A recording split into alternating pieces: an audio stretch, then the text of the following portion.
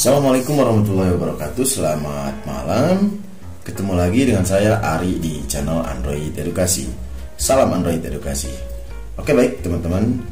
Kali ini saya akan berbagi tips, trik, tutorial tentang komputer. Nah, jadi kalau teman-teman sedang menonton video ini, simak terus video ini sampai dengan selesai. Sebelumnya silakan lonceng yang di sebelah kanan jangan lupa diklik biar teman-teman mendapatkan notifikasi terbaru. Dan jangan lupa tombol subscribe silahkan dipencet atau diklik biar teman-teman mendapatkan notifikasi ketika channel Android Edukasi mengupload video terbaru. Terima kasih, langsung saja teman-teman. Kali ini saya akan berbagi bagaimana cara kita memasang handphone Android di dalam komputer atau di dalam PC kita gitu ya. Jadi sebelumnya saya pernah buat menggunakan BlueStack gitu. Nah, kalau teman-teman sudah familiar dengan BlueStack, nah yang saya akan bahas sekarang adalah mengenai aplikasi yang lain, yaitu Nox atau NOx Player gitu ya. Ini saya sudah berhasil memasangnya. Teman-teman bisa ambil di deskripsi, nanti saya sediakan gitu ya. Di sini ada Nox namanya. Nah, ini aplikasi ini full teman-teman. Jadi dalam satu aplikasi setup ini udah full dan saya sudah berhasil memasangnya. Tampilannya seperti ini. Ini icon ininya gitu ya, icon di desktopnya. Nah, langsung kita coba, kita buka. Tampilan awalnya akan seperti ini. Nah, muncul seolah-olah ini adalah satu unit handphone gitu ya. Dan yang menjadi kelebihan dari emulator handphone ini, kita bisa memilih jenis handphone, misalnya Samsung S20 atau Samsung S10 misalnya gitu ya, atau LG. Dan ketika ada update di Androidnya ini, kita juga bisa melakukan update seperti ini. Nah, tampilan awalnya sudah seperti ini. Ini cukup ringan teman-teman, jadi teman-teman tidak perlu bingung bagaimana nanti di komputernya apakah berat dan lain-lain gitu ya. Ini teman-teman tidak perlu bingung. Di sini ada setelan, maka tampilan setelannya seperti ini. Nah, karena saya menggunakan emulator handphone ini jenis Samsung, maka tampilan pengaturannya pun sama dengan jenis Samsung gitu ya.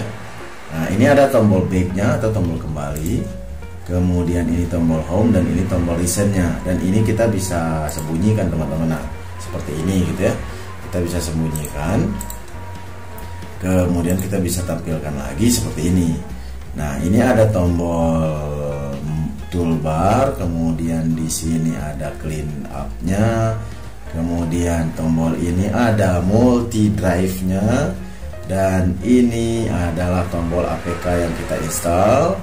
Kemudian ini file assistant, ini tombol volume up and down, dan ini adalah keysetnya.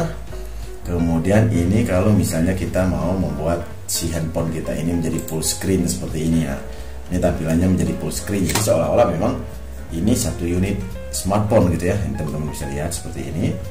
Kalau misalnya kita mau mengembalikannya, tinggal tekan tombol escape saja di komputer teman-teman. Nah, ini di sini sudah ada YouTube. Saya sudah menginstal semuanya gitu ya, YouTube, kemudian Studio, Gmail dan lain-lain. Jadi kita semuanya sama persis dengan handphone gitu ya. Jadi tidak ada bedanya. Ini ada file manajernya, ada unggahan, galeri dan lain-lain. Jadi kalau teman-teman kebingungan gitu gimana cara memasang aplikasi-aplikasi Android di komputer, teman-teman menggunakan aplikasi ini gitu ya. Nah, game dan lain-lain, game yang bisa kita jalankan di Android belum tentu bisa kita jalankan di komputer gitu. Nah, salah satu caranya adalah dengan menggunakan alat ini gitu ya, menggunakan aplikasi ini. Tampilan YouTube-nya pun tampilan Android teman-teman gitu. Jadi ini berbeda dengan yang di komputer gitu. Nah, seperti ini. Jadi misalnya kita berhubung saya tidak login gitu ya. Jadi nanti saya akan coba login menggunakan akun gitu. Dan di sini ada macam-macam, banyak sekali. Ini kamera, kemudian kontak, dan lain-lain gitu ya. Di sini ada WhatsApp, WeChat, Facebook, Instagram, Twitter dan lain-lain. Dan ini Hole VPN, kemudian Turbo VPN juga ada di sini. Nah, kita bisa menambahkan ketika kita sudah login menggunakan akun Google kita bisa masuk ke Play Store. Hanya berhubung saya belum login di sini, maka kita belum bisa masuk ke Play Store gitu ya, atau kita harus login terlebih dahulu. Nah, jadi saya menjelaskan aplikasi ini adalah bagaimana cara kita supaya mudah membuat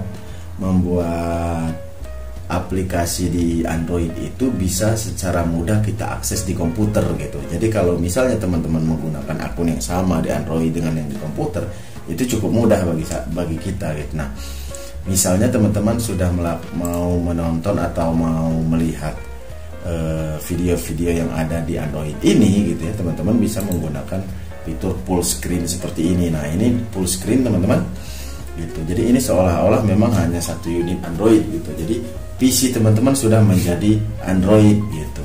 Nah, itu dia tips kita kali ini teman-teman, sangat bermanfaat, cukup mudah. Kalau nanti teman-teman ingin mencoba aplikasi ini, nanti saya sediakan di deskripsi, silahkan teman-teman ambil linknya di Google Drive. Ini lumayan besar teman-teman, setengah giga atau kurang lebih sekitar 559 MB gitu ya. Jadi lumayan besar aplikasi mentahnya gitu. Tapi setelah terpasang ini cukup ringan gitu, karena memang dia membagi membagi penyimpanan yang ada di komputer kita gitu. Nah, ini tampilan sederhananya seperti ini. Nah, itu dia tips kita hari ini teman-teman, semoga bermanfaat. Kalau teman-teman suka dengan video ini silahkan di share, di like. Kalau ada pertanyaan lebih lanjut tulis di kolom komentar.